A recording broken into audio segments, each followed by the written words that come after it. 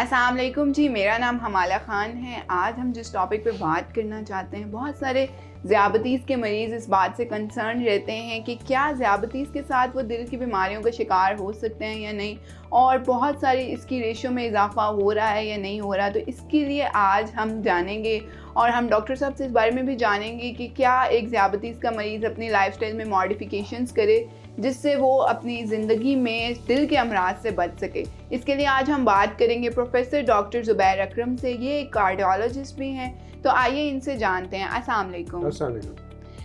Doctor साहब, बहुत शुक्रिया आपका टाइम देने का। सबसे पहले हम आपसे बात करना चाहेंगे इस बारे में कि क्या ये बात किस हद तक दुरुस्त है कि एक ज़ियाबतीस का मरीज़ जो है वो दिल के अमराज का शिकार भी हो सकता है, और क्या इसमें वजूहात क्या आ सकती हैं? बिस्मिल्लाहिर्रहमानिर्रहीम। सबसे पहले तो शुक्रिया कि आपने मुझे इस बहुत अहम टॉपिक के ऊपर बात करने के लिए मेरे साथ इंटरव्यू किया। सबसे पहले आपको मैं बताता चलूँ कि शुगर जो है इट्ससेल्फ एक इंडिपेंडेंट बहुत इम्पोर्टेंट रिस्क फैक्टर है फॉर हार्ट डिजीज़। और आपको बताता चलूँ कि शुगर के मरीज़ों को हम मेडिकल लैंग्वेज में कहते हैं कि अगर आपको शुगर है तो उसको इस्केमिक हार्ट डिजीज़ इक्विवेलेंट, यानी कि अगर आपको शुगर है तो आपको वही प्रिकॉशन लेने हैं जो कि डायग्नोस्ड या एस्टैब्लिश्ड हार्ट डिजीज़ का पेशेंट है। उसको वही आपको हिदायत पे अमल करना है, वही परहेज़ करना है, वही कोलेस्ट्रॉल लेवल्स, वही ब्लड प्रेशर लेवल्स मेंटेन करने हैं जो कि एक established case. So this just shows कि इवन इफ़ कि आपको भी हार्ट डिजीज़ की अलामात नहीं आई, पर आपकी परहेज़ वही स्टार्ट हो जाएगी as if you are a case of heart disease. So it is that important a risk factor for heart disease. अच्छा, मतलब आप कह रहे हैं कि इतना संगीन मसला है कि एक ज़ियाबतीस का मरीज़ किसी भी किस्म से दिल के अमराज का शिकार हो सकता है। अच्छा, इसी के साथ साथ अगर बात करें तो इसके क्या वजूहात हैं, मतलब क्या तरीका आ जाता है कि ऐसी वो क्या बदपरहेज़ी कर रहे होते हैं या ऐसा क्या उनकी लाइफस्टाइल में चेंजेस होती हैं जिसकी वजह से वो अल्टीमेटली दिल के अमराज का शिकार हो जाते हैं?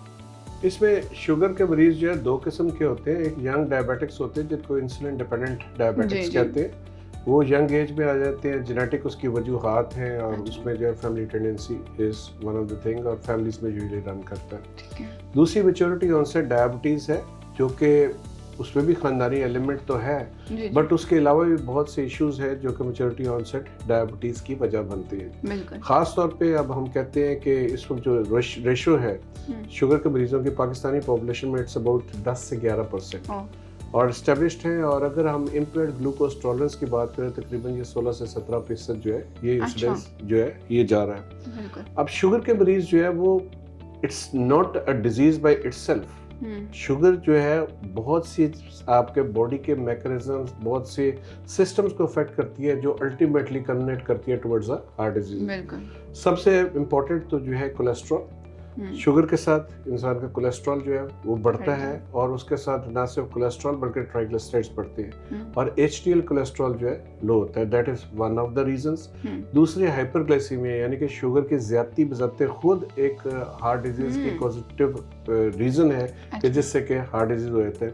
फिर शुगर के साथ जो है हाइपरटेंशन। सो शुगर और ब्लड प्रेशर यूजुअली साथ साथ चलते हैं। एक डायबिटिक पेशेंट में एक हार्ट पेशेंट होने की वजह इसलिए भी ज्यादा है कि वो यूजुअली वो हाइपरटेंसिव होते हैं। फिर डायबिटिक पेशेंट्स जो है यूजुअली दे आर ओबीस, उनका वजन ज्यादा होता है और उसको हम एक टर्म यूज करते हैं जिसको मेटाबॉलिक सिंड्रोम कहते हैं कि आपका hip to waist ratio disturb हो जाती है, आपकी जो वेस्ट रेशो है वो बढ़ जाती है और हिप रेशो जो है वो कम हो जाती है।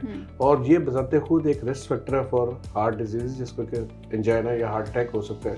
सो sugar directly and indirectly multiple factors जो है वो अल्टीमेटली पेशेंट को प्रीडिस्पोज करते हैं कि उसके अंदर एंजाइना या हार्ट डिजीज का प्रॉब्लम राइज हो सके। अच्छा, बिल्कुल बिल्कुल। अच्छा डॉक्टर साहब, क्योंकि बहुत सारे आपके जो मरीज होते हैं वो इस बात से कंसर्न रहते हैं कि हमें डॉक्टर बताएं कि हमें इसमें क्या परहेज़ करना चाहिए या अपनी डेली लाइफ में हमें ऐसी क्या मॉडिफिकेशंस करनी चाहिए, क्या चेंजेस लाएं जिससे हम ज़ियाबतीस के साथ साथ दिल के अमराज से भी बच सके। तो इसके बारे में आप, लास्ट क्वेश्चन है, आप अपने मरीजों को क्या कहना पसंद करेंगे? सबसे पहली बात तो ये है कि वो हमेशा पुराना मकूला prevention is better than cure. सबसे पहली इंपॉर्टेंट चीज जो मैं समझता हूँ जो मैसेज पब्लिक को देना वो जो है प्रिवेंट। मैं आपको मैच्योरिटी ऑनसेट डायबिटीज की बात करता है। यूजुअली ये पहले प्रेवलेंट थी 40s और 50s में, जो हम देख रहे हैं अब ये 20s और 30s में आ गई है। वजूहात के लैक ऑफ एक्सरसाइज।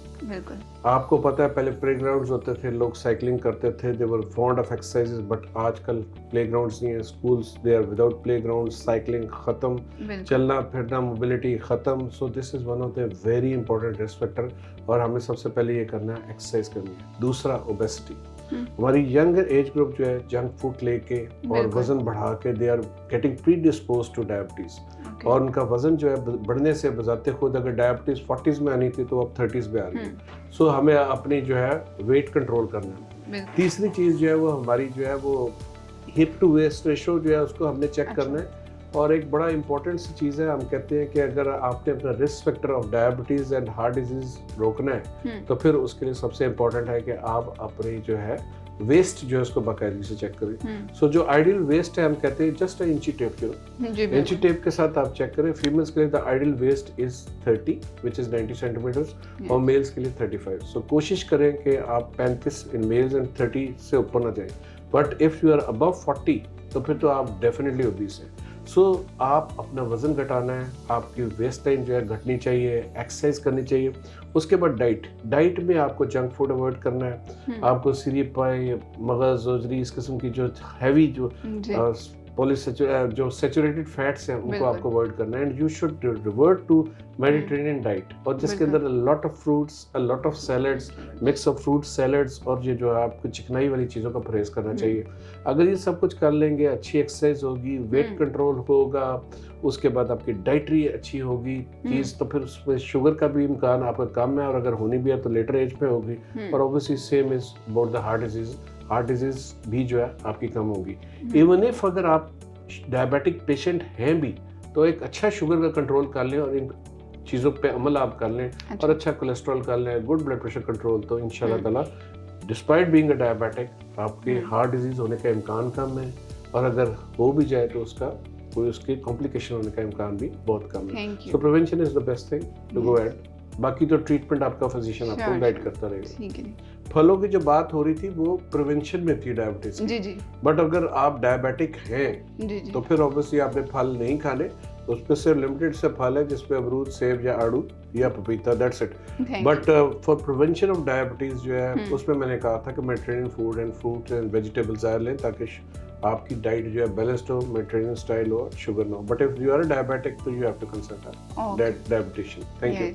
तो आज डॉक्टर ने हमें बताया कि फिजिकल एक्टिविटी यानी कि चहलकदमी जो है वो बहुत ज़्यादा ज़रूरी है, और इसी के साथ साथ सैचुरेटेड फैट्स के बजाय आप हेल्दी फैट्स का इस्तेमाल करें, और ऐसी चीज़ों का इस्तेमाल करें जिसमें सब्जियों और फलों का बहुत ज़्यादा शामिल हो उसमें। तो कोशिश करें कि हम डॉक्टर की गाइडलाइंस पे फॉलो करें ताकि हम ज़ियाबतीस के साथ साथ अपने दिल के अमराज को भी बचा सकें। ये मैसेज मुफाद आमा के लिए CCL फार्मास्यूटिकल्स की जानिब से पेश किया गया है।